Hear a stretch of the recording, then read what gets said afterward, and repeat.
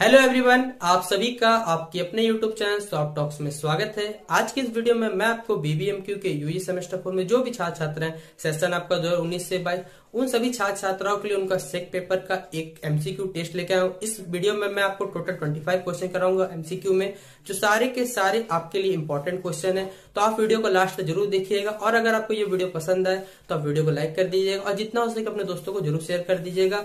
अगर आपको इस एमसीक्यू क्वेश्चन का पीडीएफ चाहिए तो आपको वीडियो के डिस्क्रिप्शन बॉक्स में टेलीग्राम ग्रुप का लिंक मिलेगा, आप वहां जुड़ जाइए। मैं आपको पीडीएफ वहां फॉरवर्ड कर दूंगा, आप वहां से डाउनलोड कर सकते हैं। एक हमारा फेसबुक पेज का लिंक भी मिलेगा, आपको चाहे तो वहां पर जुड़ सकते हैं। ठीक है, तो चलिए हम लोग वीडियो को शुरू करें। तो आज की इस वीडियो में मैं आपको डिस्कस करूंगा बीबीएमक्यू के यूजी सेमेस्टर 4 में जिन भी छात्र छात्राओं का ईबीएस में साइंस एंड लाइफ है, तो उसका मैं आपको टॉप 25 क्वेश्चन कराऊँ, जो कि सारे के सारे प्रीवियस ईयर क्वेश्चन पेपर है। आप चेक कर सकते हैं और एग्जामली ओरिएंटेड, यानी आपको एग्जाम में इस तरह के सवाल पूछे जाएंगे। ठीक है, तो चलिए हम लोग वीडियो को शुरू करते हैं। तो देखिए, मैं आपको पहले बता दूं कि आपको जो एग्जाम में क्वेश्चन आने वो एमसीक्यू आने वाला है। तो आपको एक क्वेश्चन दीजिएगा, 4 ऑप्शन दीजिए, आपको बताना है कि इसमें कौन सा सही है कौन सा गलत है। ठीक है, जैसे पहला ही हमारा क्वेश्चन है कि डीएनए इज द, ठीक है, क्या है ऑप्शन दिया आपको, ट्रांसपोर्टर ऑफ लिक्विड है, जेनेटिक मटेरियल है, कंपोनेंट ऑफ सेल वॉल है, डी ये ऑल ऑफ द अबव होने यहाँ लिखा हो एयर ऑफ द अबव। ठीक है, तो यहाँ मिसप्रिंट है, आप यहाँ पर ऑल ऑफ द अबव कर लीजिएगा। तो डीएनए क्या है, एक लिक्विड का ट्रांसपोर्टर है, एक जेनेटिक मटेरियल है, या फिर कंपोनेंट ऑफ सेल वॉल का क्या बना हुआ है, या फिर ये सारे के सारे ऑप्शन सही है। मैं आपको सिर्फ 5 सेकंड दूंगा इस सवाल को सॉल्व करने के, बहुत ईजी क्वेश्चन है। तो देखिए, डीएनए क्या होता है, एक जेनेटिक मटेरियल होता है, इसलिए जो इसका आंसर होगा ऑप्शन नंबर बी इसका करेक्ट आंसर हो जाएगा। ठीक है, अब हमारा अगला जो सवाल है, आपने बचपन में पढ़ के रखा हो विटामिन के बारे में कि किस विटामिन को क्या बोला जाता है। तो यही सवाल आपको पूछा गया है कि ascorbic acid is also called vitamin A, vitamin B, vitamin C, vitamin D.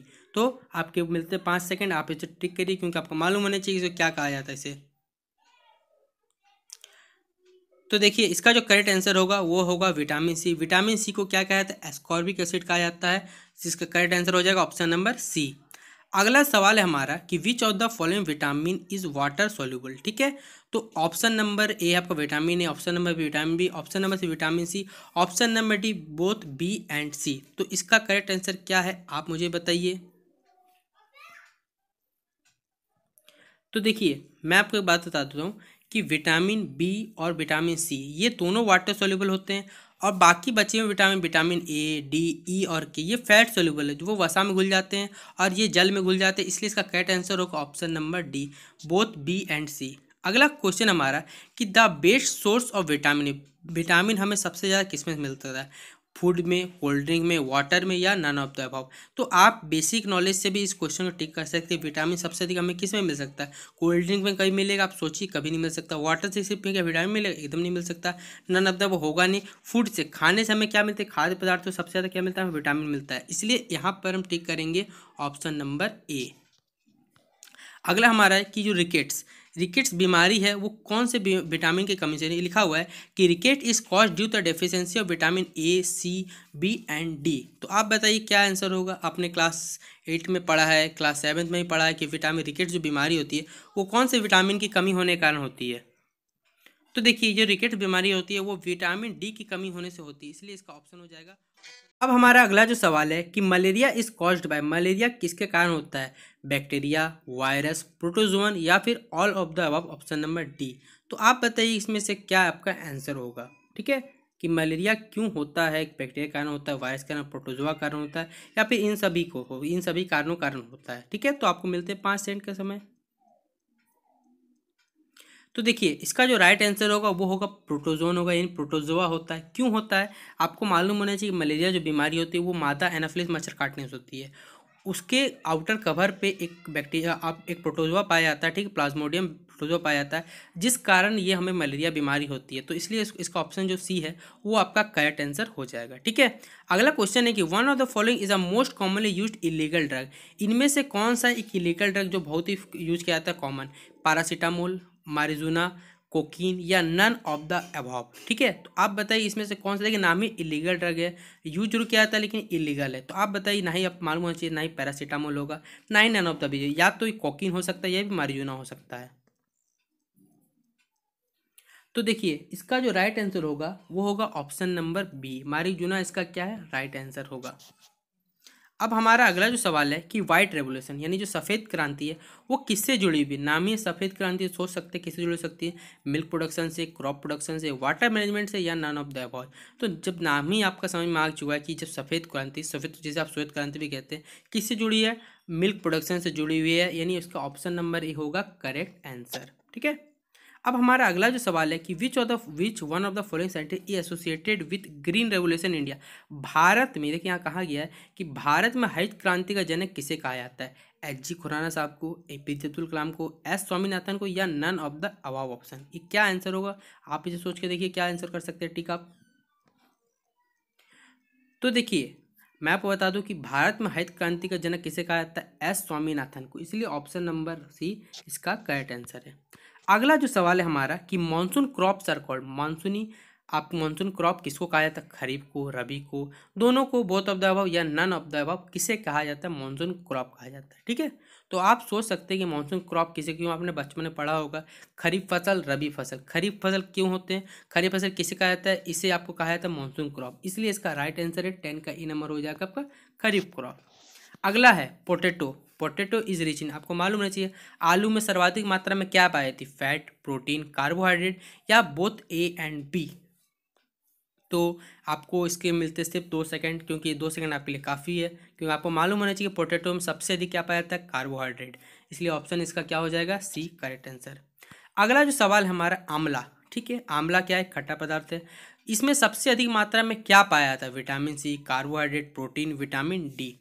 तो इसका करेक्ट आंसर क्या होगा? आप खुद सोच सकते हैं कि इसका करेक्ट आंसर क्या टिक होना चाहिए। तो देखिए आंवला क्या है? खट्टा चीज़ है, और याद रखिए मोस्टली खट्टी चीज़ों में क्या पाया जाता है? विटामिन सी पाया जाता है, इसलिए इसका करेक्ट आंसर हो जाएगा 12 का ए नंबर। अगला जो सवाल है हमारा, लार्जेस्ट सेल इज पीपीएलओ, एक्सोपोस्टिज, लिवर सेल, या नन ऑफ द अबव। ठीक है। लार्जेस्ट सबसे बड़ा से सबसे बड़ी कोशिका जिसे हिंदी कहते हैं तो क्या होता है? पीपीएलओ कहा जाता है, ऑस्ट्रिच कंडे कहा जाता है, लिवर सेल कहते हैं, या नन ऑफ द अबव कहा जाता है। तो आपने पढ़ा होगा ठीक है कि सबसे बड़ा जो सेल होता है, सबसे बड़ी कोशिका क्या है? वो अंडे है, किसके? ऑस्ट्रिच के अंडे होते हैं, इसलिए 13 का बी करेक्ट आंसर है। Global warming. ठीक है। ग्लोबल वार्मिंग किसके कारण होती है? कोरल रीफ ब्लीचिंग कारण, स्प्रेड ऑफ डिजीज कारण, ड्रॉट एंड फायर के कारण, या ऑल ऑफ द अबव कारण के कारण। ठीक है। तो किसके कारण इसमें जो ग्लोबल वार्मिंग होती है उससे क्या होता है? कोरल रीफ ब्लीचिंग होता है, डिजीज फैलते हैं, ड्रॉट एंड फायर होते हैं, या ऑल ऑफ द अबव होते हैं। तो देखिए ग्लोबल वार्मिंग से क्या क्या खाते हैं? कोरल रीफ ब्लीचिंग, ये समुद्र से जुड़ा हुआ है, तो ये आपका होगा नहीं। बीमारी फैलेगी, ये भी नहीं हो सकता। ड्रॉट मतलब होता सूखा पड़ना, जंगल में आग लगना, ये हो सकता है ग्लोबल वार्मिंग के कारण, इसलिए 14 का जो आंसर होगा वो सी का करेक्ट आंसर हो जाएगा। ठीक है। अगला सवाल है which one of the following protect us from UV rays. हमें जो यूवी रेज जिसे आप अल्ट्रा वायलेट रेज कहते हैं, सूर्य से जो किरणें आती है उसे अल्ट्रा वायलेट किरणें कहती हैं। परावैंगनिक किरण सारी हिंदी में कहते हैं, मुझे शुद्ध नहीं पता ठीक है सही से, कि ओजोन बचाता है, मीथेन बचाता है, हमें नाइट्रिक एसिड बचाता है, या स्मोक बचाता है। ठीक है। जिसे आप कोहरा भी कहते हैं हिंदी में। तो आप बचपन से पढ़ते आ रहे हैं कि यूवी रेज सनलाइट जो आती है उसे हमें कौन बचाता है? Ozone layer. तो ये ओजोन क्या है? ओजोन परत, इसलिए यहाँ लिखा हो ओजोन 15 का इसका करेक्ट आंसर हो जाएगा। अगला जो सवाल है which one of the following is rich in oil.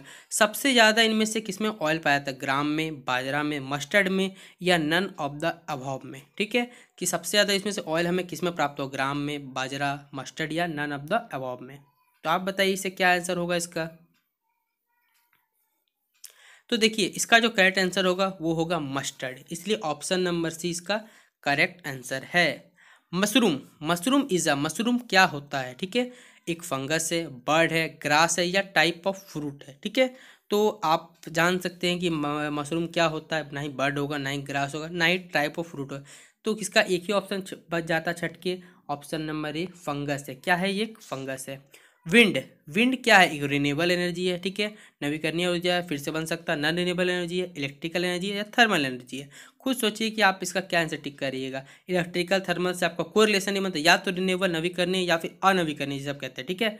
तो विंड क्या बार बार आ सकता है, ठीक है, रिटर्न आ सकता है जो चीज़, उसको कहते हैं रिन्यूएबल एनर्जी, इसलिए इसका ए राइट आंसर हो जाएगा। अगला जो सवाल हमारा वाटर पोल्यूशन कॉज है। वाटर पोल्यूशन से क्या होता है? ठीक है। एक बीमारी नाम थी गैस्ट्रोन्यूट्रिसिस, डायरिया, हेपाटाइटिस, या ऑल ऑफ द अबव। क्या आंसर होगा आप बताइए कि जल का प्रदूषण होगा तो हमें कौन सी बीमारी हो सकती है? तो देखिए आप मालूम होना चाहिए कि पानी के कारण हमें कौन सी बीमारी होती है? डायरिया। तो इसका option number B correct answer है। अगला जो सवाल है, in plants gaseous exchange occurs through, plant में जो गैसों का आदान प्रदान होता है, इन गैसों का एक्सचेंज होता है, वो किसके थ्रू होता है? रूट्स के थ्रू, स्टोमेटा के थ्रू, फ्लावर्स के थ्रू, या नन ऑफ द अबव? तो आपको सिर्फ मिलते 3 सेकंड, आप बताइए इसका करेक्ट आंसर क्या हो जाएगा। तो देखिए, पत्तों में जो गैसों का आदान प्रदान होता है, ठीक है, वो किसके कहाँ होता है? स्टोमेटा, जिसे आप हिंदी में रंध्र भी कहते हैं, उससे होता है, इसलिए इसका option number B correct answer है। अगला है हमारा कि मैमल्स आर, मैमल क्या है? प्लांट है, अलगी है, एनिमल्स है, या नन ऑफ द अभाव है? इनमें से कोई नहीं। तो आप बताइए इसका करेक्ट आंसर क्या हो जाएगा। तो देखिए, मैमल जिसे आप शायद हिंदी में स्तनधारी भी कहते हैं, प्लांट होगा नहीं, अलगी होगा, नन ऑफ द अभाव नहीं, बचता क्या मेरे पास? एनिमल। ये इसलिए ऑप्शन नंबर सी इसका करेक्ट आंसर है। अगला है हमारा, dash is the organelle which control all function of cell. ऐसा कौन सा ऑर्गन है जो हमारे सारे सेल को कंट्रोल करता है? माइटोकॉन्ड्रिया, न्यूक्लियस, क्लोरोप्लास्ट, या साइटोप्लाज्म? जो किसमें, तो बताइए आप इसका करेक्ट आंसर क्या टिक करिएगा। तो देखिए, हमारे शरीर की कोई भी बेसिक एक्टिविटी होती है, वो कौन कंट्रोल करता है? न्यूक्लियस। कोई भी चीज़ के नीचे न्यूक्लियस मतलब केंद्रिका कंट्रोल करता है, इसलिए इसका आंसर क्या हो जाएगा? बी राइट आंसर है। अगला है, respiration is oxidation, reduction process, chain reaction, या नन ऑफ द अबव? क्या आंसर होगा? तो देखिए, रेस्पायरेशन जिसे आप हिंदी में श्वसन भी कहते हैं, श्वसन क्रिया कौन से प्रोसेस होता है? ऑक्सीडेशन होता है, रिडक्शन होता है, चेन रिएक्शन होता है, या नन ऑफ द अबव? तो देखिए, ऑक्सीडे और रिस्पायरेशन जो होता है, इन तीनों में से कोई भी ऑप्शन नहीं है सही है, तो इसलिए इसका क्या हो जाएगा? Option number D correct answer है। अगला है, रेस्पायरेशन टेक प्लेस ही, रेस्पायरेशन मतलब देखिए सांस लेना, श्वसन क्रिया, रेस्पायरेशन एक ऐसा प्रोसेस है जब हम ऑक्सीजन लेते हैं तब क्या करता है, वो खाद्य पदार्थों को क्या तोड़ता है, तोड़ने से क्या निकलता है? एनर्जी। इसी प्रोसेस को रेस्पायरेशन कहा जाता है। तो लिविंग बॉडी में होगा, डेड बॉडी में होगा, नॉन लिविंग बॉडी में होगा, या ऑल ऑफ द अबाव में होगा? आप खुद सोचिए, रेस्पायरेशन किस में हो सकता है? लिविंग थिंग में, क्योंकि अगर किसी आदमी जान ही नहीं रहेगा तो वो ऑक्सीजन कहाँ से ले सकता है? तो इसलिए ऑप्शन इसका ए नंबर हो जाएगा करेक्ट आंसर। अगला जो सवाल है, enzyme work as the dash is the enzyme as the dash is the process digestion. Enzyme किस तरह काम करता है डाइजेशन प्रोसेस में? बायो कैटलिस्ट के रूप में, इनिशिएटर के रूप में, टर्मिनेटर के रूप में, या फिर नन ऑफ द अबव के रूप में? तो एंजाइम, एंजाइम आपने पढ़ा है, ठीक है, क्लास 11 में पढ़ा है, क्लास 12 में पढ़ा होगा कि एंजाइम क्या करता है? कोई भी डाइजेशन प्रोसेस क्या करता है? स्टार्ट करता है, इसलिए इसका आंसर क्या हो? इनिशिएटर इसका राइट आंसर हो जाएगा। ठीक है, ऑप्शन नंबर बी। तो देखिए, ये थे टॉप 25 क्वेश्चन जो आपके एग्जाम में आने ही वाले हैं, क्योंकि आप जाके चेक कर लिए प्रीवियस ईयर क्वेश्चन, नहीं मान सकते मेरी बात। प्रीवियस ईयर क्वेश्चन पेपर जाके आपने अभी इंटरनल एग्जाम दिया होगा, आपको इसी तरह के क्वेश्चन पूछे जाते हैं साइंस एंड लाइफ एग्जाम में। तो अगर आपको ये वीडियो पसंद आया तो वीडियो को शेयर जरूर कर दीजिएगा, अगर ये वीडियो पसंद आया तो लाइक भी करिएगा, ठीक है। और अगर आपको और भी क्वेश्चन चाहिए, अगर आपको ये वीडियो पसंद आता, अगर इसमें 500 प्लस व्यू आएंगे तो मैं आपको नेक्स्ट वीडियो में साइंस एंड लाइफ के 50 क्वेश्चन कराऊंगा, टॉप 50 क्वेश्चन कराऊंगा, ठीक है। तो अगर इस वीडियो में 500 व्यू आते हैं तभी मैं आपको अगला क्वेश्चन कराऊंगा, जिसमें 50 क्वेश्चन मैं आपको डिस्कशन कर दूंगा, और सारे के सारे आप एग्जाम ओरिएंटेड है, जाके चेक कर सकते हैं, ठीक है। तो चलिए मिलते हैं अपने अगले वीडियो पर, तब तक के लिए।